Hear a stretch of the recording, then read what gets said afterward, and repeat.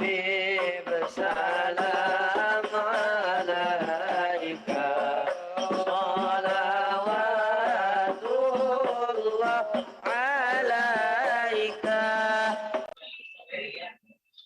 Baik, assalamualaikum warahmatullahi wabarakatuh. Waalaikumsalam warahmatullahi wabarakatuh.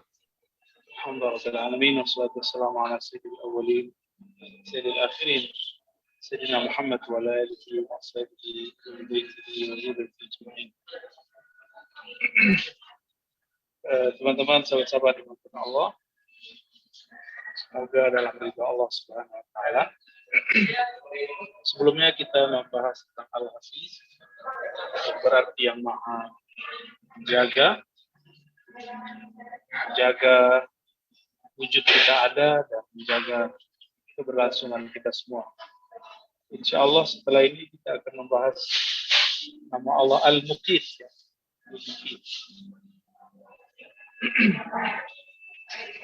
Sebelumnya mari supaya hati kita terbuka, kita sering Al-Fatihah untuk baginda Nabi Muhammad SAW dan Imam Al-Ghazali, Imam Zarruq dan kita para wali-wali Allah, mursyid-mursyid para masyayikh. Al-Fatihah.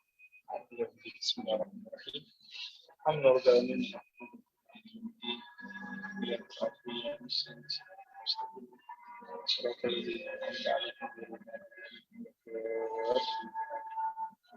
Ya, Al-Muqit ini berarti yang maha menciptakan makanan dan yang menyampaikannya kepada kita. Di bahasa Arabnya, Khaliqul aqwati wa musiluha ilal abdan. Yang menciptakan makanan dan menyampaikannya kepada kita. Wa ilal qulub.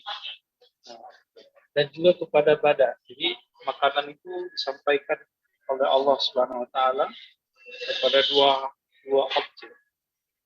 Pertama di mukit, ya, makanan, artinya makanan itu diberikan kepada dua objek. Pertama kepada badan, yang kedua kepada qalbu. Satu, ini dua.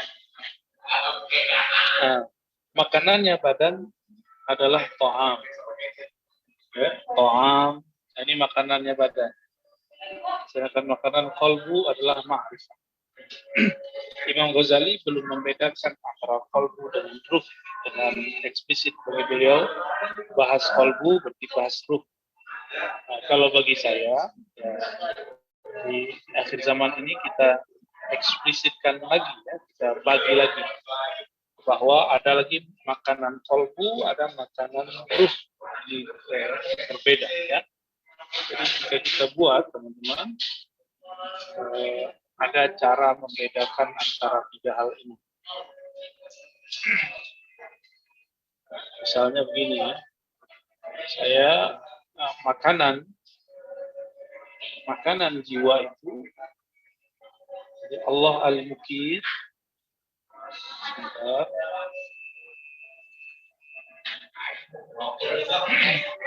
Allah Al-Muqit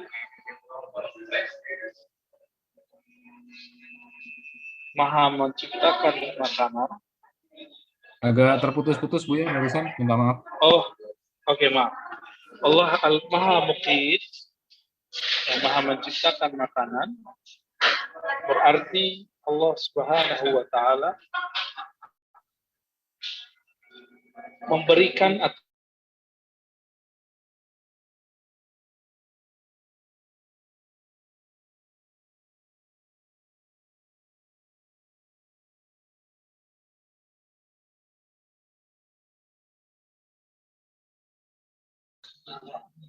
ada jiwa, ada akal, ada qalbu, ada ruh. Ya, nah, ini dibagi jadi 5. Jadi kita pecah lagi, badan, ini makanan fisik. Jiwa, nah ini yang kita sebut psikis. Akal, ini yang kita sebut intelektual, ya. Rasio, jadi hal-hal yang bersifat rasional, ini dimakan oleh akal, ya, yang sifatnya rasional. Qalbu yang dia makan adalah asma dan sifat. Asma Allah dan sifat Allah. Sedangkan ruh makanannya adalah ma'rifat tentang zat. Ya.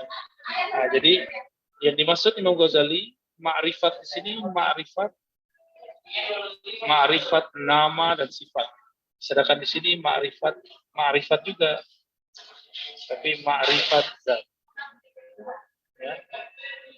Nah ini bedanya. Nggak tahu nih jelas apa enggak, ini dicoret-coretan cepat saja. Badan makannya fisik, jiwa makanannya secara psikis, apa yang sifatnya secara perasaan. Ya. Jadi perasaan kita itu mainnya di jiwa. Akal ini sesuatu yang rasional, masuk akal. Sedangkan kolbu dia mengkonsumsi pengetahuan mengenai nama dan sifat Allah. Ada penruh mengkonsumsi pengetahuan mengenai zat Allah Subhanahu wa taala. Nah, ini yang harus kita garis bawahi. Itulah makna al-mukid. Ya, jadi kalau kita bagi udah jadi 6 ya. Badan, jiwa, akal, qalbu, asma, sifat dan ruh. Nah, silakan ini ditulis sendiri dengan versi teman-teman. Oke, kita lanjut. Sebelumnya kita hapus dulu ini. Jadi Allah Al-Muqid yang maha memberi makan. Nah, ini kalau orang tidak belajar kitab ini dari ahlinya, seperti orang-orang yang mempunyai sanad kepada Imam Ghazali, ya kira memberi makan cuma makan fisik. Akhirnya meminta kepada Allah cuma minta makan fisik. Padahal kepada Allah kita meminta yang lebih besar dari ya. Fayakunu bimakna razzaq. Nah, maka terkadang al-mukid juga bermakna razzaq. Ya. Terkadang juga bermakna memberi rezeki. Illa annahu akhassu min. Namun ini lebih khusus daripada rezeki. Kenapa? Idzal rizqu yatanawal qut wa ghairul qut. Kalau rezeki mencakup makan dan selain makan, jodoh termasuk rezeki. Pertemuan itu termasuk rezeki kita. Bagaimana dengan Hud al-Mukid, Allah yang maha mengirim, menciptakan rezeki, ini khusus untuk makan saja. Tapi makanan mulai dari yang zahir sampai yang hati. Wa imma ayyakuna ma'nahu al-mustawli 'ala syai' al-qadir 'alaihi. Ada juga makna yang lain. Allah itu menguasai segala sesuatu. Wal istila yatimu bil qudrati wal ilm. Penguasaan itu bisa dengan qudrah dan ilmu, kekuasaan dan pengetahuan. Ya. Jadi Allah menguasai kita dengan kekuasaannya atau Allah menguasai kita dengan ilmu. Ini sesuai dengan ayat wa kana Allah 'ala kulli syai'in muqita. Ya. Artinya muqita dari situ Allah Ta'ala maha mengetahui, maha menguasai segala sesuatu. Surah Nisa ayat 85 ya. Fayakunu ma'nahu raji'an ilal qudrati wal ilm. Maka maknanya adalah qudrat dan ilmu. Amal ilmu, adapun ilmu sudah kita tahu ada nama Allah Al-Alim. Amal qudratu sesekati ataupun qudrah nanti kita lebih khususkan lagi pembahasannya pada nama Allah Al-Qadir. Wa yakunu bihadzal ma'na wasfuhu bil mukid atamma min wasfuhu bil qadir wahdah. Namun al-mukid ini lebih umum daripada al-qadir. Maka dia lebih sempurna daripada al-qadir, bahkan lebih sempurna daripada alim. Kenapa? Dia annahu dalun ala ijtima'il ma'nayn, karena mencakup dua makna, yaitu makna qudrah dan ilmu, ya hadzal ism antara. Baik. Maka teman-teman yang melakukan Allah, apa yang kita lakukan sekarang? Yang kita lakukan sekarang itu adalah bab yang ini, ya. Kita lakukan pada malam ini, mungkin di sana masih siang, itu al-aqwat, ya, Allah Subhanahu wa taala menciptakan makanan untuk tubuh kita. Apa itu makanan minuman ya. Terus Allah sekarang yang kita lakukan adalah memberi makanan untuk qalbi, karena kita sedang mempelajari nama dan sifat Allah Al-Muqit, nama Allah Al-Muqit, wahyal ma'rifah, yaitu pengetahuan mengenai nama Al-Muqit. Ya, jadi kenapa nih kita kadang-kadang jauh-jauh ngaji kepada orang, jauh-jauh mungkin tidak bisa ketemu fisik, kita ketemu secara sosial media, karena kita ingin memberikan makanan untuk qalbu ini. Jadi teman-teman, yang kita lakukan sekarang adalah memberi makan untuk qalbu. Oke, ini kita tutup kitabnya. Ini kalau dibuat ilustrasi lagi, kalau seseorang tidak makan, jadi tubuh ini makan ya, disebut makan. Apabila tubuh kurang asupan makan, apa yang terjadi? Jika dia minus, maka dia lemas. Ya, jika dia minus, maka dia lemas. Jika berlebihan, maka itu pun akan menjadi penyakit bagi dia. Maka dia harus seimbang, tidak plus, tidak minus. Nah, ini penting kita tandai. Ya. Sama, makanan untuk badan, ya, untuk nafsu jiwa. Untuk jiwa juga sama. Perasaan kita nggak boleh berlebih, nggak boleh juga berkurang. Ya, kalau kurang perasaan, nanti lain hasilnya. Kalau kelebihan sensitif juga lain hasilnya. Ya, nanti ada lagi yang berikut tadi apa? Akal. Orang agar terjaga akalnya, maka sekolah, kalau kita dari sekolah dasar sampai kuliah, ya, sampai university. Jadi sekolah dasar sampai university.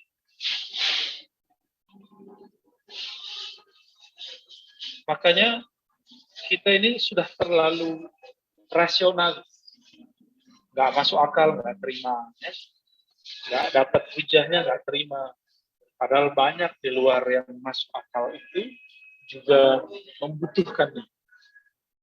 Maka kita harus merawat yang berikut ini, itu qalbu. Qalbu ini tempat Allah memandang. Nah, teman-teman, qalbu ini adalah objek Allah memandang. Berarti Allah maunya qalbu ini tetap bergairah, tetap kuat, tetap sehat. Dengan apa dia sehat? Jika di dalamnya dimasukkan nama-namanya. Dan ini nggak ada sekolahnya. Nggak ada sekolahnya.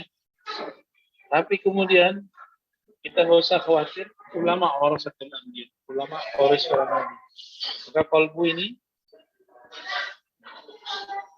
sekolahnya kita sebut ya tasawuf, ya. Tasawuf itu kurikulumnya dibangun dengan torikot ini. Maka teman-teman, betul untuk belajar akal di dalil. Quran, sunnah, nomor sekian, sahih, tidak sahih itu pakai akal. Nggak pakai qalbu. Jadi kalau untuk mengetahui kualitas dalil hadis ini sahih, tidak sahih, jangan pakai qalbu. Pakailah ilmu akal. Ilmu hadis itu ilmu akal, ya, ilmu empirik. Ya. Ilmu empirik yang digabungkan dengan akal. Tapi lebih banyak ke empirik daripada akal. Tapi dia di bawah kendali akal. Jangan dibalik, sama ilmu akal, jangan kemudian menilai qalbu. Jadi jangan kemudian ini mencoba masuk ke sana. Akal gunakan pada tempat. Jangan sampai dia salah guna. Ya. Nah, di dalam tasawuf itu materi-materinya yang diajarkan semua ulama thariqat nggak keluar dari apa? kurikulum nama. Ya. Pasti nama Allah. Allah, Ahad, Hayyu, Qayyum, pasti itu zikirnya. Ada Hu, ya. Itu semua adalah kurikulum yang diajarkan dalam thariqah. Dan itu semua makanan yang halal. Jadi kalau kemudian kita mengatakan, oh saya nggak ketemu zikirku dalam Quran Sunnah, nggak, antum nggak ketemu, bukan berarti nggak ada. Mungkin mata kita tidak setajam kolbu kita. Di kolbu ketemu namahu, dan namahu sangat banyak dalam Al-Quran. Nah, kita menyebutkan dalam surah Al-Hasyr ya, ayat 22,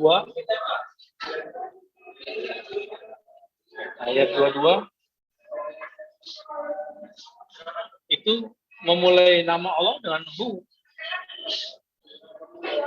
Ya, huwallahul ladzi la ilaha illa hu. La ilaha illa hu. Coba lihat di situ. Disebutkan 2 kali. Huwa, baru Allah. La ilaha illa hu. Biasanya kita kan dengar la ilaha illa hu.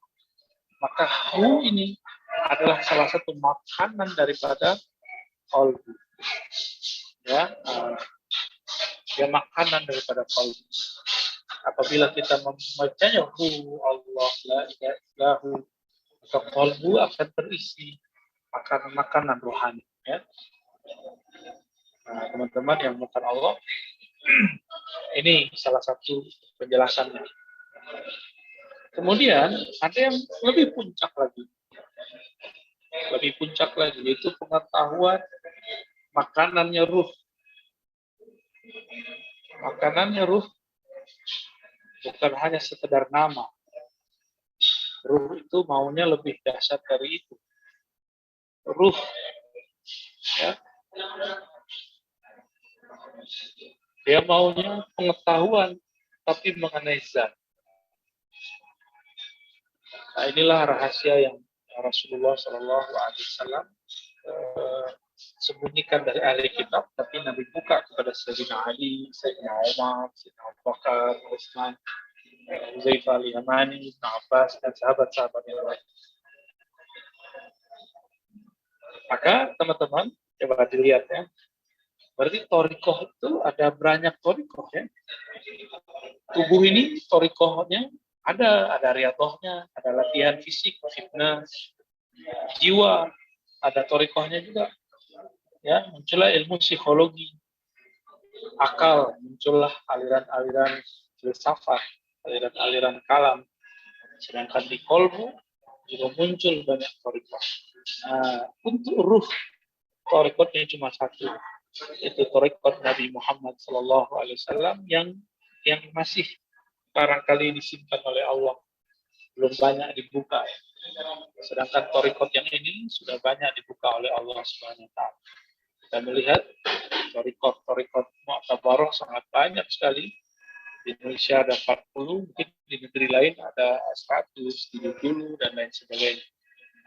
Nah, semua itu adalah fasilitas untuk mendapatkan makanan. Jangan dikira ada orang kelebihan makan nama, enggak. Karena Allah itu maha banyak, maha luas. Maka berbicara tentang asma dan sifat tidak ada habisnya, tidak ada selesainya. Ya. Jadi ilmu qalbu ini nggak ada habis-habisnya. Dia dikit lagi udah nyebrang ke sini. Nah, beberapa mursyid dapat beberapa bagian. Mungkin ada yang dapat 1 nama, ada yang dapat 2, ada yang dapat 10. Rahasia ya, bukan hafalan. Ada yang dapat 99, ada yang dapat 100, 200, 1000. Tergantung berapa nama Allah berikan kepadanya. Ya. Kalau kota Subhadi aja misalnya fokus di 1 nama, Allah dan la ilaha illallah 2. Nah, nanti berkembang kan itu. Thariqat Samaniyah nanti ada berapa nama, ada Hayy, Qayyum, dan lain sebagainya. Nah, teman-teman yang berkenan Allah, qalbu kita ini barangkali Dia karena terlalu luas, jangan sempitkan dengan satu thariqah. Kalau sudah belajar satu thariqah, nikmati sampai selesai kurikulumnya. Qalbu itu akan membimbing untuk belajar thariqah-thariqah yang lain. Itu boleh dengan syarat thariqah yang satu benar dulu. Ya, kita matang dulu yang satu, baru kemudian kita berpindah-pindah kepada thariqah yang lain.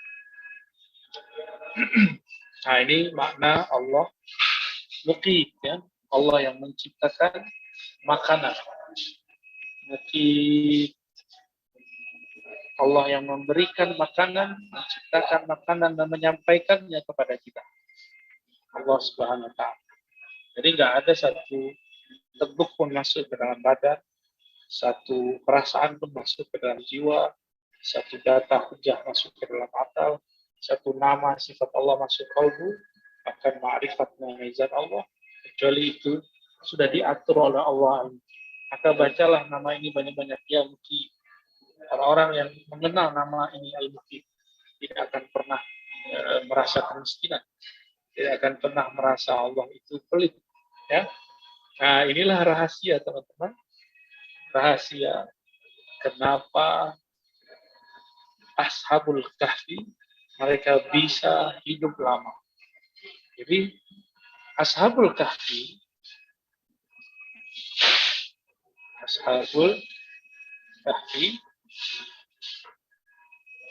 ya, berapa tahun mereka tidur? 309 tahun. Apa yang terjadi pada mereka? Mereka nggak makan, tubuhnya udah nggak makan, jiwa juga udah nggak ada perasaan, akal juga sudah tidur semua. Apa yang membuat mereka masih tahan? Qalbu mereka dipenuhi dengan nama-nama Allah.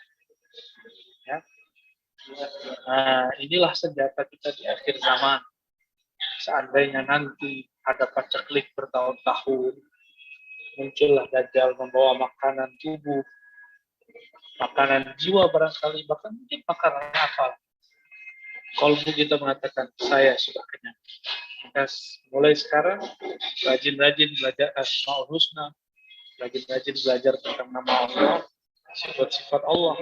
Semoga kita bisa mendapatkan ini, ya, mendapatkan senjata Ashabul Kahfi. Itulah alasannya kenapa Allah Ta'ala lewat lisan Rasul Shallallahu Alaihi Wasallam mengajarkan kita untuk membaca surat Ashabul Kahfi setiap malam Jumat atau hari Jumat, supaya kita sering mengurus qalbu.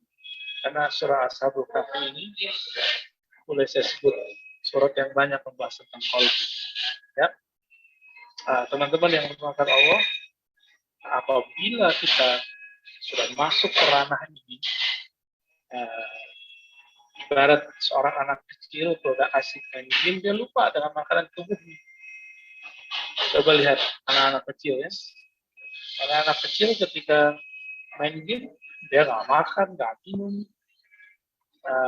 Teman-teman dimakan Allah, begitu juga ketika seseorang sudah masuk ke ranah qalbunya, ya, sudah masuk ke ranah qalbunya, maka dia pun akan asik dengan ini dan mungkin sesekali nggak minat. Tapi selama hayat masih di dalam badan, masih sadar, masih bangun, maka teman-teman yang berkat Allah, jangan kemudian melupakan nasibah. Inilah yang disebut di dalam Al-Quran. Ya, ibtaghi fima ataqallah darul akhirat. Carilah kehidupan akhirat. Kehidupan akhirat dua ini aja. Ini akhirat cuma dua ini aja. Ya, nggak lebih dari ini. Lalu akal, mungkin gelar-gelar profesor, ya, doktor, LC, MA, S sarjana, SPhil, SH, itu gelar-gelar akal. Itu ini nggak laku di alam qalbu, nggak laku. Ya, ini semua nggak laku ini. Nah, jiwa kita beberapa orang bisa mendapatkan cahaya-cahaya prana, cahaya cakra itu adanya di jiwa tuh, ya. Kalau kolbu cahayanya tidak seperti itu. Jadi 7 titik lokoi, 7 cakra, teman-teman, itu masih di jiwa. Baru mukadimah di jiwa. Ya. Belum sampai ke dalam kolbu.